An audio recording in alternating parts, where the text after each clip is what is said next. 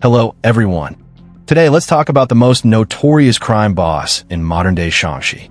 In Hanzhong, Shaanxi Province, this man's name is widely known. He once spent 4 million yuan to buy a Tibetan Mastiff and arranged a fleet of over 30 Mercedes-Benz cars to escort the dog from the airport. This extravagant display made him famous overnight. After that event, he frequently appeared in the public eye. He didn't just establish 3 companies, but also invested in road construction for rural villages and donated to disaster-stricken areas. He even founded the Shaanxi Tibetan Mastiff Association and was awarded the title of Outstanding Private Entrepreneur by the province. To the public, he seemed like the perfect model businessman. However, what many didn't know was that behind this glamorous facade, he was actually a ruthless crime boss. He gathered a large group of ex-convicts and formed the biggest gang in Hanzhong. His gang used illegal tactics like extortion and turf wars to dominate the underground gambling scene. They ran loan shark operations at the casinos and collected protection fees, making enormous profits from these illegal activities. Beyond gambling, the gang committed a wide range of crimes, including assault, organized fights, intimidation, and blackmail, accumulating hundreds of violent incidents. The local community lived in fear, too afraid to speak out despite their anger. His brutality didn't stop at oppressing ordinary people. He showed no mercy even to close friends or law enforcement. At one point, he even engaged in a public shootout with the police in broad daylight, displaying an almost unimaginable level of arrogance. So who exactly was this crime boss? How did he maintain the image of a successful businessman while secretly running a criminal empire? And what was his ultimate fate? Tai Guiqiang, whose real name was Tai Li, was born into a humble farming family in Hanzhong, Shaanxi Province, China. Though his parents were hard-working and simple people, those virtues did not pass on to their son. From a young age, Tai Li was lazy and reckless, spending his days with delinquent youths, committing petty thefts. His parents, worried about his future, sought help from acquaintances and secured him a job at a bicycle factory in the city. His task was simple: placing steel rims into a machine for molding and then removing them. At first, he found the work new and interesting, enjoying it. However, it didn't take long for boredom to set in. The repetitive nature of the job frustrated him, and the long 10-hour shifts only made things worse. Some days, he had to work overtime late into the night. Yet despite his hard labor, he earned only about 700 to 800 yuan per month. That amount was far from enough to support his indulgent lifestyle. Eventually, he quit his job and moved in with a friend named Wang Mao. Wang worked as a bouncer at a nightclub, so Tai Li often hung out there. It was at this nightclub that he was first introduced to a synthetic drug known as ecstasy. One day, Wang pulled out a small bag of ecstasy pills, took 3 himself, and offered 3 to Tai Li, promising that the experience would be exhilarating. At first, Tai Li hesitated. He had never tried drugs before. But after relentless persuasion from Wang, he finally gave in. Not long after swallowing the pill, he felt an intense heat rush through his body, his mind drifting between reality and illusion, completely immersed in a strange euphoria. Under the flashing nightclub lights and the intoxicating atmosphere, he was completely consumed by the drug's allure. That moment marked the beginning of Tai Li's descent into darkness. Addicted to drugs, he needed a steady flow of money to sustain his habit. He began frequenting massage parlors, hair salons, motels, karaoke bars, and other entertainment venues, searching for drug suppliers. Soon, he started dealing drugs himself. With a steady supply and a variety of narcotics at his disposal, Tai Li quickly carved out a place for himself in the underworld. His drug trade not only brought him substantial wealth, but also pulled him deeper into a life of crime. With competitive pricing and a stable supply chain, Tai Li built a solid reputation in Hanzhong's underground scene within a few years. But as the saying goes, the more one walks in the dark, the more likely they are to be caught. Due to his inexperience in the drug trade, he was arrested in 2005 for illegal drug possession and sentenced to 10 months in prison. Even behind bars, Tai Li was far from reformed. He spent much of his time thinking about why he had been arrested and concluded that it was due to betrayal. The one who had turned on him was none other than his closest friend, Wang Mao. So, upon his release, Tai Li's first mission was revenge. Spreading the rumor that his gun had been stolen, he ordered his men to search everywhere. Eventually, the supposedly missing gun was discovered in Wang Mao's room. Using this as an excuse, Tai Li had Wang captured. Wang knew it was a setup, but also understood that unless he took drastic action, his life was in danger. In a desperate bid for survival, Wang took a knife and severed 2 of his own fingers as an act of atonement.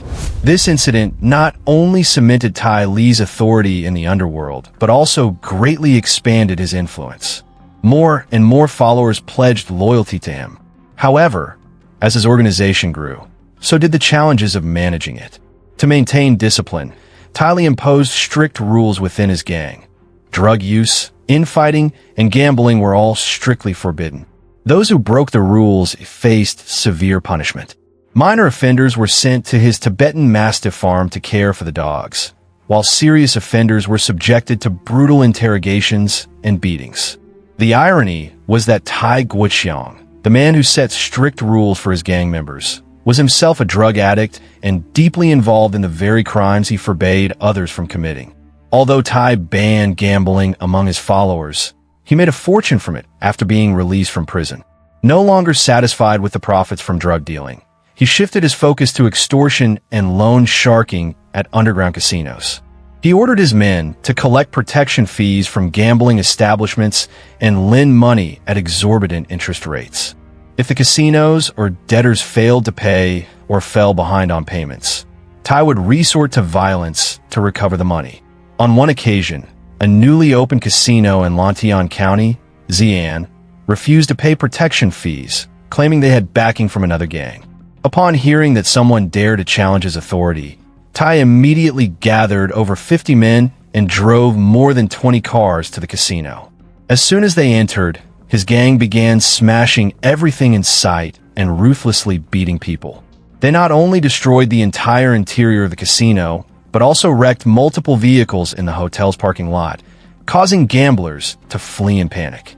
The incident took place during rush hour in a busy part of the city, affecting many innocent bystanders. But what was even more terrifying was that Tai didn't just intimidate civilians. He was also unafraid to confront law enforcement.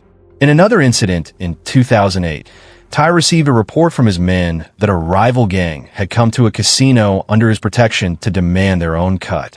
Furious that someone dared to steal his meal, Tai immediately gathered dozens of men and stormed a rival-controlled casino. Upon arrival, he wasted no time in starting a violent clash with the opposing gang. The fight escalated quickly as Tai and his men used homemade guns to launch an attack.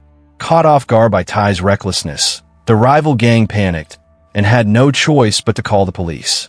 When authorities received reports of a shooting, they immediately dispatched officers to the scene. As the police arrived, Tai's gang scattered in all directions, but Tai himself did not run. Calm and arrogant, he even ordered his men to resist openly. In a shocking display of audacity, he aimed and fired at a police officer's head. Fortunately, his homemade gun failed to cause serious injury, but the act itself demonstrated his utter defiance of the law. This bold move pushed him even deeper into the abyss of crime. Despite realizing that his homemade firearms were no match for the police's weapons, Tai refused to back down immediately. Only when faced with intense police retaliation did he finally flee, humiliated and embarrassed. Yet, despite injuring an officer, he faced no legal consequences. On the contrary, this incident only strengthened his reputation in the criminal underworld. Tai quickly became the #1 crime boss in the region, feared by all.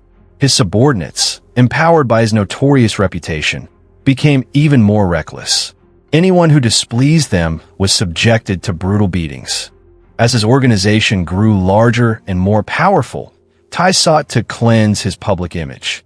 He established 3 companies, creating a facade of legitimacy to conceal his criminal activities. On paper, these companies were engaged in legal business, but in reality, they served as fronts for extortion, intimidation, and illegal detainment. Whenever Tai identified a valuable business or construction project, he and his men would force the owners to hand it over through threats, imprisonment, or even coercing their families.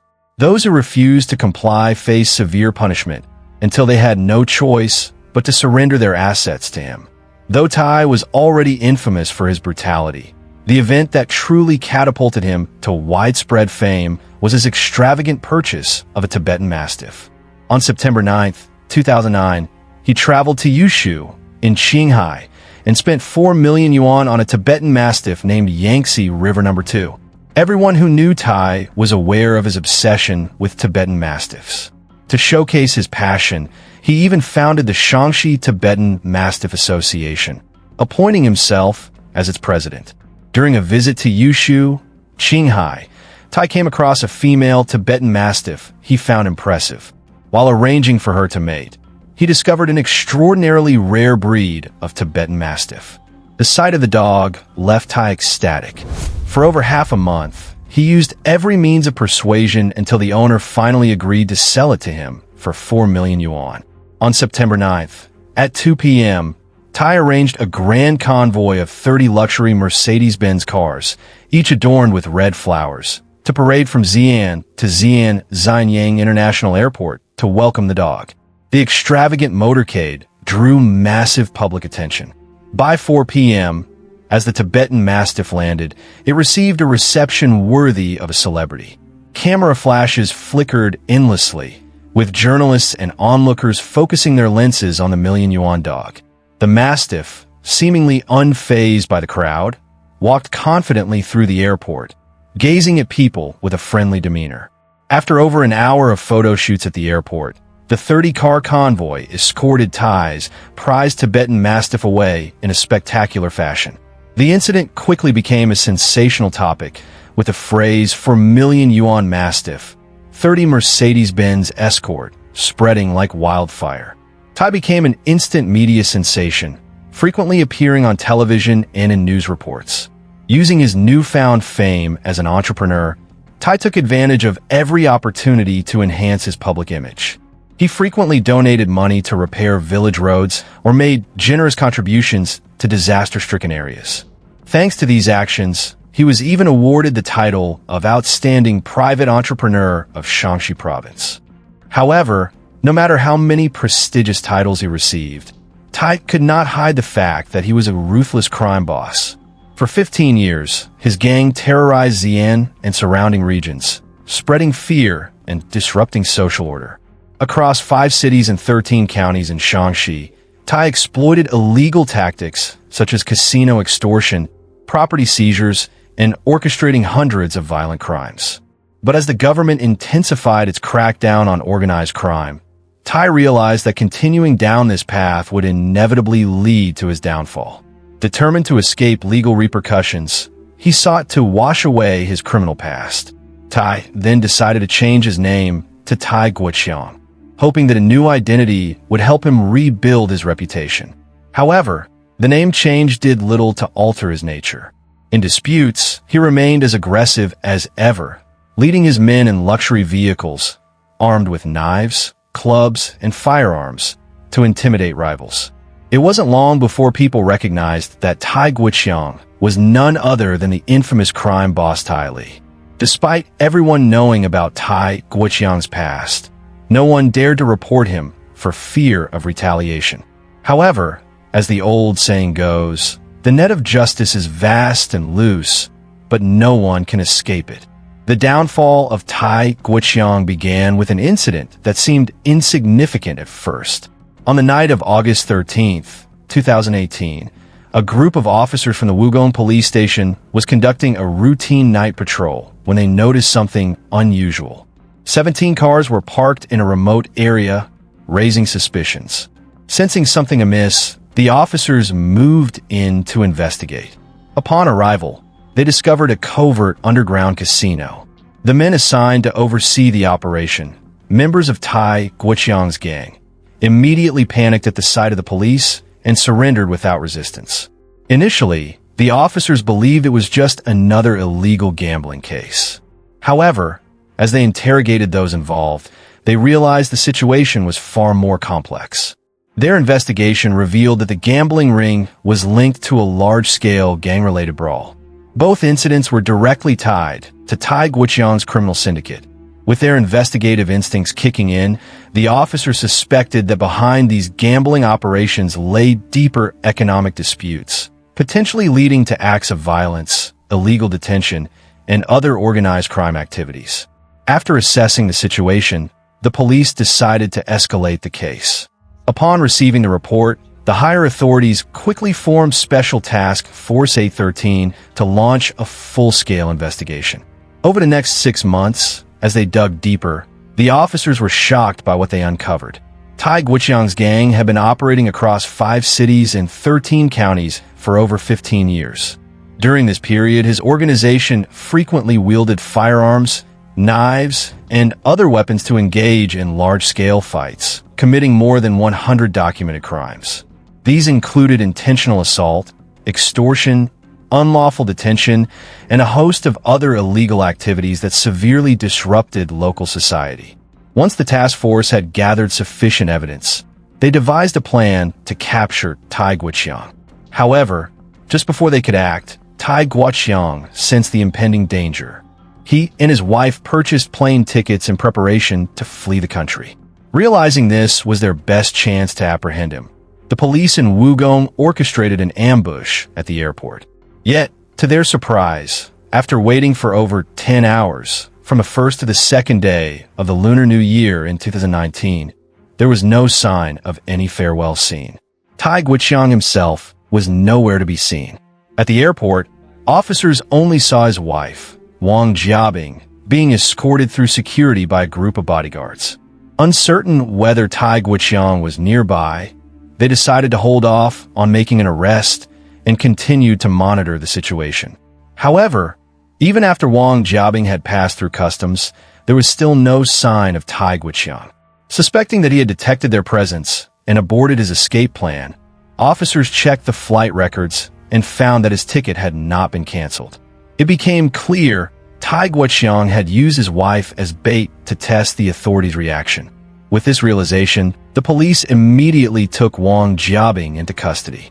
Later that afternoon, officers tracked down Tai Guoqiang and arrested him at his mother's house. During interrogation, he admitted to a long list of crimes, including organizing violent clashes, extortion, and illegal arms trading. He also revealed the hideout locations of key gang members who were taking refuge in a secluded area of Tongguan County, in the Qinling Mountains near Weinan City. Acting swiftly, the task force deployed 80 officers in a nighttime raid on the location. As a result, the entire criminal group hiding there was captured. At Tai Guoqiang's base, authorities seized 13 firearms, 142 rounds of ammunition, 128 knives and swords, and froze assets worth 38.84 million yuan. In June 2020, the court held a public trial for Tai Guoqiang and his 57 accomplices.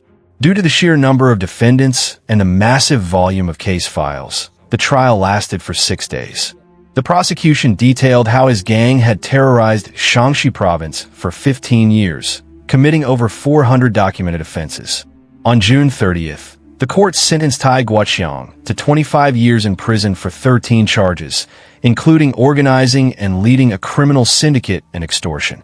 Other gang members received sentences ranging from 20 years to 1 year. With this, the largest organized crime case in Shaanxi's history was officially concluded. The case serves as a grim reminder of the consequences of greed and unchecked arrogance. Given a chance to rebuild his life, Tai Guoqiang chose the path of crime instead, spreading terror and wreaking havoc on society. But as an ancient saying goes, evil begets evil, and good begets good. No matter how powerful or cunning, no one can escape the justice of the law.